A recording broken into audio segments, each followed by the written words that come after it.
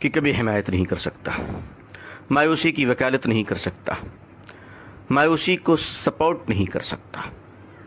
اسلام میں مسلمانوں کے لیے مایوسی کی کوئی جگہ نہیں ہے۔ ہم بجھتے ہوئے چراغ ضرور ہیں، مگر اندھیروں کو خوف ہمیں سے ہے۔ ہم ٹمٹماتے ہوئے چراغ صحیح ہیں، مگر یقین مانیے اندھیرے کو اگر کوئی مٹا سکتا ہے تو چراغ ہی مٹا سکتا ہے۔ اس لیے مایوسی کی تو کوئی گنجائش نہیں۔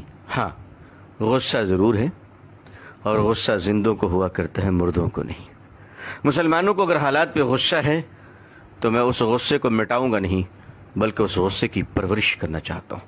میں کہتا ہوں ہاں مسلمانوں، غصے پہ آؤ اور اتنا غصہ کرو کہ اپنے اندر چھپے ہوئے شیطانوں سے دشمنی شروع کر دو۔ غصے پہ آؤ اور ان داڑھی ٹوپی مکاروں کے خلاف اپنے غصے کا اظہار کرو جو اسٹیج سے لے کر ایوانوں تک تمہیں اور ہمیں بیچتے ہیں، اور ان کی شکل مسلمانوں جیسی ہوتی ہے۔ ہاں مسلمانوں، غصہ دکھانا ہے تو ضرور دکھاؤ، اپنے گھروں کے ان ماں بہنوں کے بارے میں دکھاؤ جو برقع پہن کر شریعت کے خلاف چند سکوں میں بک جایا کرتی ہیں، اور ہم سب کے سر شرم سے نیچے جھک چکے ہیں۔ آخر ہمارے ادارے کیا کر رہے ہیں؟ آخر ہماری انجمنیں کیا کر رہی ہیں؟ مسلمانوں، غصہ کرنا ہے، مایوس مت ہو۔ اگر کرنا ہے تو ایک کام کرو، مسجدوں کا حساب شروع کرو، مدرسوں کا حساب شروع کرو، بولنے والوں کا حساب شروع کرو۔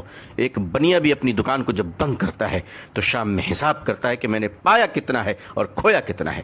70 سال ہو گئے ہندوستان کی آزادی کو، ہم سے زیادہ جلسے کسی قوم نے نہیں کیے ہوں گے، ہم سے زیادہ تقریریں کسی قوم نے نہیں کی ہوگی۔ ہم اپنا حساب کیوں نہیں کرتے؟ ہم اپنا حساب کیوں نہیں کرتے؟ حساب سے ڈرتے کیوں ہیں ہم؟ جب تک جو قوم حساب نہیں کرتی وہ آگے نہیں بڑھا کرتی ہے۔ آپ کو آگے بڑھنا ہے تو حساب لینا سیکھیے، حساب دینا سیکھیے، حساب پوچھنا سیکھیے۔ ایک حساب میں پیش کرتا ہوں آپ کے سامنے۔ ہندوستان کے مسلمانوں کی آبادی کتنی ہوگی؟ چلیے میں کم بتاتا ہوں آپ کو، 20 کروڑ ہوگی، زیادہ ہی انشاءاللہ۔ میں 20 کروڑ بتا رہا ہوں۔ اس 20 کروڑ میں دوستو، میرے بھائیوں، میری دینی بہنوں، آپ کا بھائی آپ سے ایک سوال کر سکتا ہے؟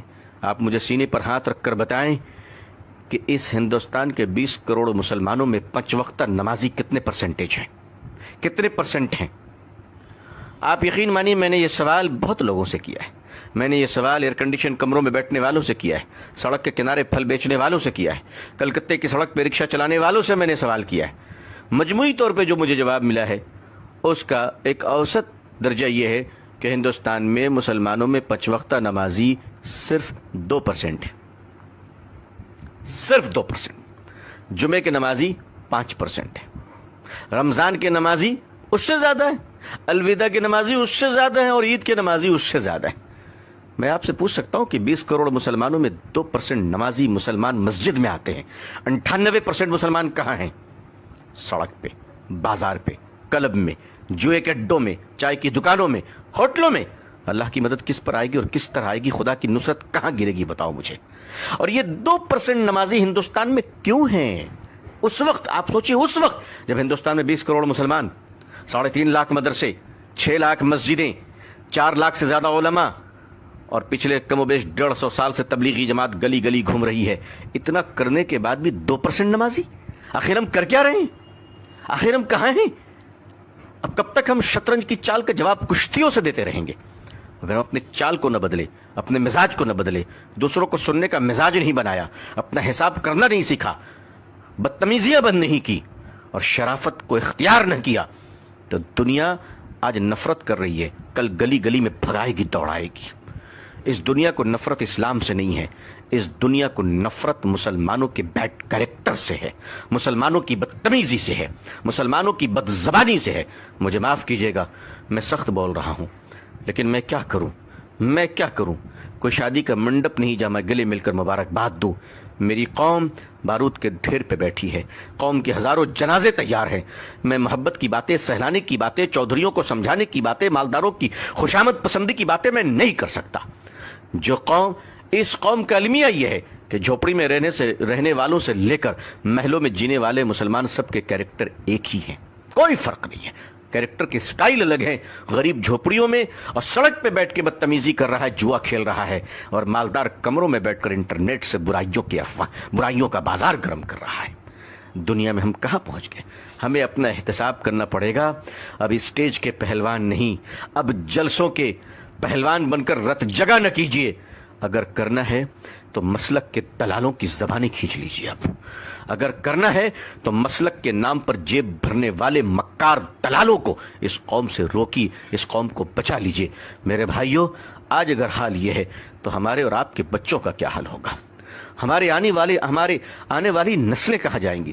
میں آپ سے فریاد کرتا ہوں، آنے والی نسلوں کو بچا لیجئے. ہم سے پہلے جو گزرے ہیں، اگر انہوں نے کام کیا ہوتا تو ہمیں یہ دن نہ دیکھنا پڑتا، لیکن انہوں نے کام کیا. انہوں نے یونیورسٹی نہیں بنائی، انہوں نے تاج محل بنایا.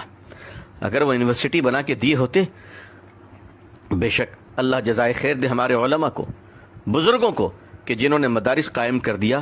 کم از کم آج ہمارے چہرے پہ داڑھی، سر پہ ٹوپی اور زبان پہ اللہ کا نام تو باقی ہے. بے شک ہم اپنے بزرگوں کے قدردان ہیں، ان کی جوتیوں کو اپنے سر پہ رکھنا اپنی خوش نصیبی سمجھتے ہیں.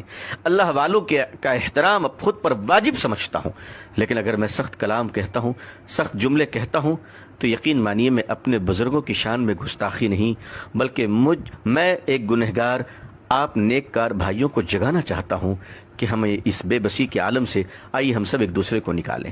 اگر مدارس کے حالات کو ہم نے اچھے نہیں کیے، اگر مدارس کے چندوں کے خرد برد کو بند نہ کیا گیا، اگر زکوٰۃ کے مال پر بے ایمانی اور محتمین کی اجارت داری اور زکوٰۃ کا مال لے کر مہمانوں پہ خرچ کرنا اور بے ایمانی کرنا اور کمیشن کی بنیاد پر چندہ لینا، مدرسوں کی کمیشن کی بنیاد پر لوگ چندے لے رہے ہیں. اگر آپ نے 1000 روپے زکوٰۃ دیا ہے تو 500 روپے مدرسہ پہنچتا ہے اور 500 روپے اس دلال کے جیب میں جاتا ہے، آپ کی زکوٰۃ ادا نہیں ہوتی. اس قسم کی نحوست اور مردودیت کی وجہ سے آج علماء کے چہرے سے نور نکل رہا ہے. آج دین کی باتیں کرنے والوں کی زبان بے اثر ہو رہی ہے. یہی وجہ ہے کہ مسلمانوں کے اندر بڑی مایوسی چھا رہی ہے، کیونکہ جو ہاتھ پکڑ کر ہمیں نکالنے اور سنبھالنے والے تھے، جب انہی پر شک ہو جائے تو بڑا خطرہ ہوتا ہے، بڑا خطرہ ہوتا ہے. حالانکہ میں جانتا ہوں کہ ایسے لوگ آٹے میں نمک کے برابر ہیں، ایسے بے ایمان دلال قسم کے لوگ بہت تھوڑے ہیں، مگر انہی تھوڑوں نے تو اچھوں کو شرمندہ کر رکھا ہے، انہی تھوڑوں نے تو اچھوں کے حالات برباد کر رکھے ہیں. عزیزان ملت محاسبہ کرے، ملت محاسبہ کرے، اور بالکل محاسبہ کر کر اپنا حساب کرے، ورنہ اس کے بغیر آگے بڑھنا مشکل ہو